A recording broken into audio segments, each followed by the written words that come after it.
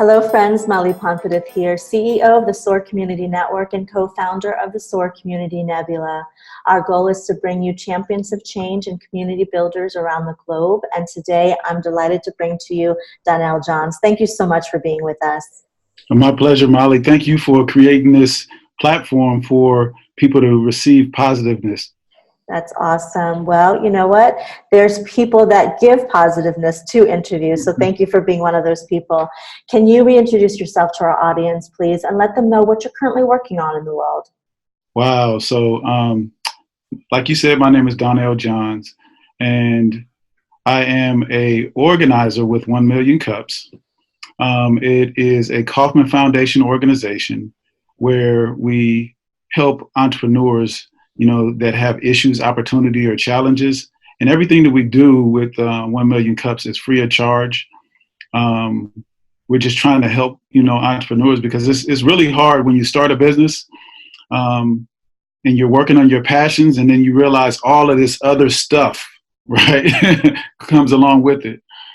So I love doing that. I'm also a leadership trainer and coach. I train leaders to build relationships with their teams, to create growth in their organizations. And in most cases, that comes with more money. Right. Now, what's your background? How did you all get started with that? So I spent 26 years in the Army. My background in the Army was I was human resources and recruiting. I dabbled in and out of both. I joined the Army initially in 1990, and I became a human resource professional. And my first assignment was in Desert Storm. So straight out of training, I went to war. Wow.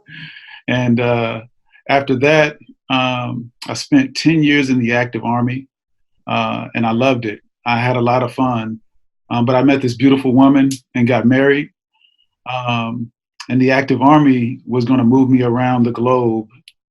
So I decided to become a active National Guard recruiter. So I was still active duty, but I recruited, and I did recruiting and retention for the Army National Guard, where I really learned most of my leadership skills, because I put people in an organization. I sat across the table from them and their mom and, talked to them about, hey, this is a great organization and we're going to take care of you. And, in the National Guard, I was able to put them in and also, keep my promise of taking care of people. And so I was able to make sure that if that person says, hey, I want to be a doctor, I made sure that they went through those steps to achieve whatever goals that they were looking for, and also made sure that their experiences were good. Fast forward a little bit, I progressed through the ranks, and I ended up running the state of Colorado's recruiting and retention. I was a recruiting and retention sergeant major. And that was my favorite job, because I was able to take care of people at a high level, and make sure that my recruiters and my recruits, which were all of the members of the organization, got exactly what they received. From there, I moved on to human resources, and I was a senior human resource for the entire Army National Guard. In the Army, we call it G1.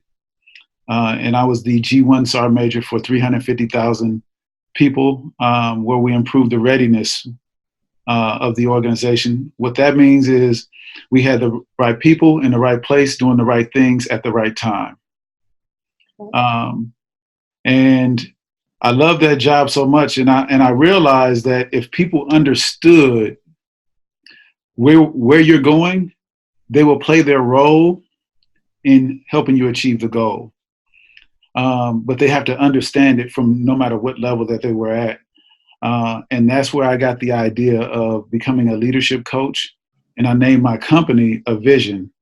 The reason why I named it Avision is because of that. So if people understand where they fit within your dreams, and where their dreams fit within yours, we can come together and be one, and everybody wins. It's a win-win. That's great. Well, that's why I appreciate you being a part of our interview series, because your work and our work align so much. I mean, developing mindful, conscious leaders really starts with that vision. So it's perfect. Now, when in your life have you experienced thoughtful, mindful leadership that has inspired you and shifted you in some way? Can you give examples, anecdotes, or maybe some folks in your life that have really made a difference as a leader? Yes, absolutely. I can probably go down the line and name 50 people, but I'll try to keep it to one or two. Um, the one thing that I learned is that as a leader, during the good times, it's easy. But during the bad times is where people need help, and that's when they need you to support them. Uh, and throughout my career, it wasn't a perfect career. I just told you about my history, but I didn't tell you about the pitfalls that I that I went through in my growth to make it to those levels. And I made several mistakes throughout my career. However, these leaders that I'm going to talk about, realized that I wasn't my mistakes, and they saw something bigger in me than I saw in myself. And they didn't allow my mistakes to destroy my career. There were several times that one guy in particular, his name is Tommy McGowan. Tommy was my squad leader and my platoon sergeant. And I would love to party. You know how 19-year-olds love to party. I used to party all the time, and I used to make it to work just enough time to be able to make it there. And sometimes I would, take a nap right before formation, and I would oversleep and be late to work. And this would happen 3 to 4 times a week. But he realized that I was young. I was just trying to have fun. But when I came to work, I did an amazing job. And so instead of punishing me to destroy me, he made sure that he made it to my door early enough to wake me up to make sure that I was on time. And he took those steps to take care of me in a way that wouldn't destroy me, but it allowed me to be a young person. It pains me sometimes to see people not really take care of people the way that they should. And so that's why I started my company, because of guys like Tommy. There's another guy named Pat Russell that I used to work for, and he loved excellence, right? He was a person that did everything to excellence, but I realized he was so excellent because he wanted to do what he wanted to do when he wanted to do it. Mm. And he said, if you do your job and you're great at your job, no one will tell you how to do your job. Right. That's and you great. can go and come as you please.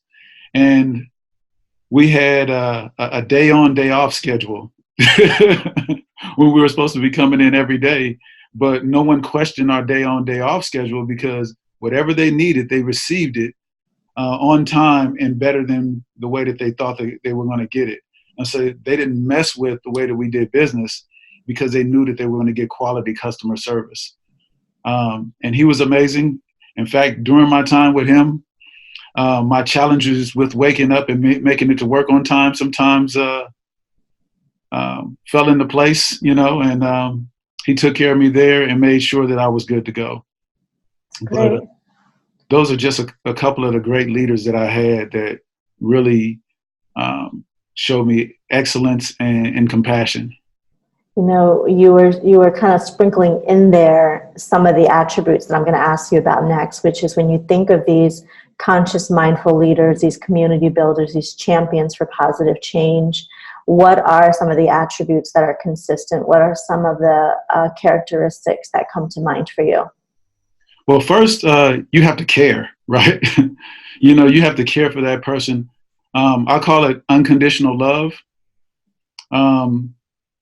I can honestly tell you that these individuals cared about me as a person more than they cared about me as an employee.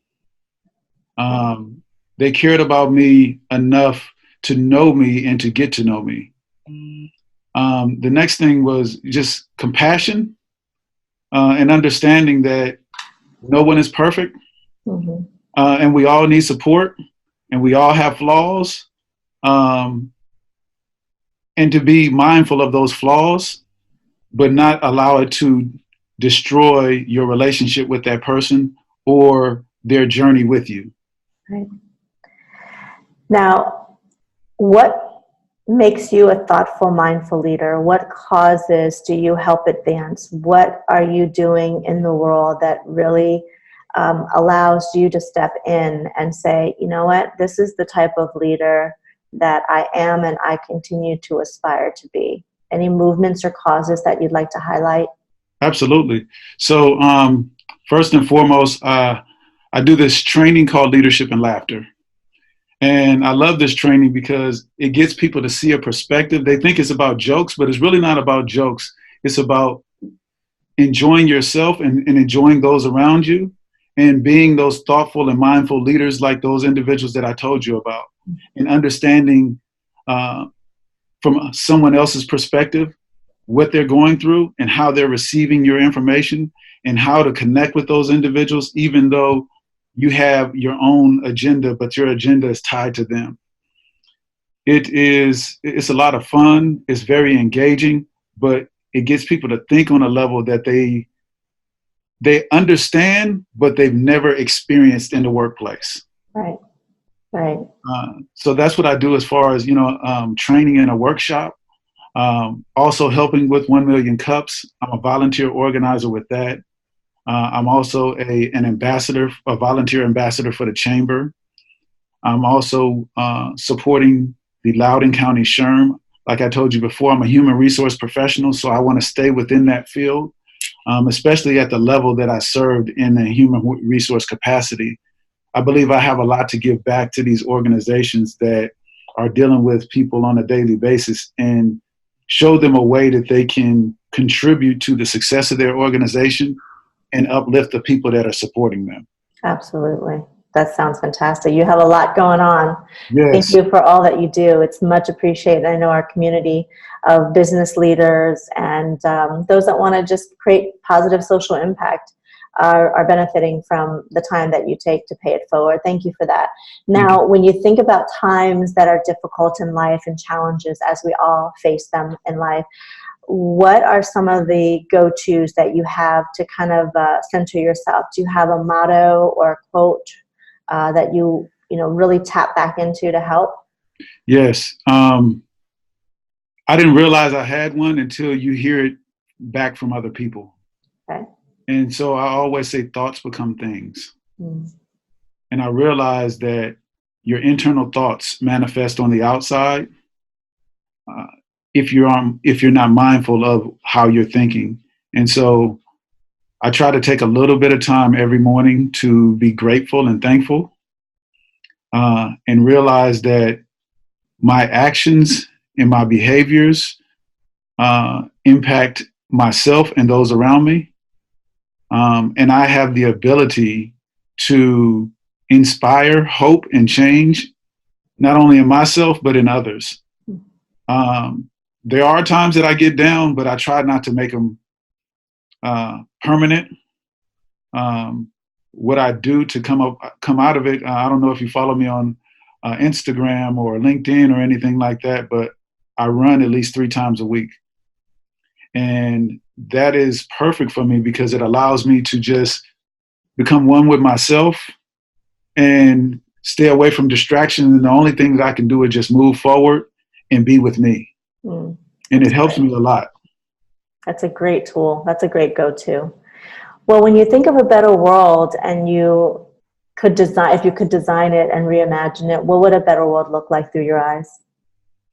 I think my workshop explains it, Leadership and Laughter, where we create this cycle of love, that cycle of unconditional love, where we're constantly trying to grow this world to a better place and making it better for those that come behind us. That's what the perfect world would be for me, is we're uplifting each other. I think that's something that I learned in the military because that's what we're taught, right? Is you only have a maximum of 20, maybe 30 years that you can spend. And so your job is to train those individuals behind you to take your place. And I would love to infect the world with that same gift that I learned in the military, is if we just understood that we're just trying to create a legacy that continues to grow, I think this world will be a much better place. That's great. Well, Donna, how can our community support you, and how can we get a hold of you right now? Wow. I wasn't ready for that question, but I think your community can support me by, number one, being exactly what I talked about, for themselves, just being that within themselves, being that unconditional lover.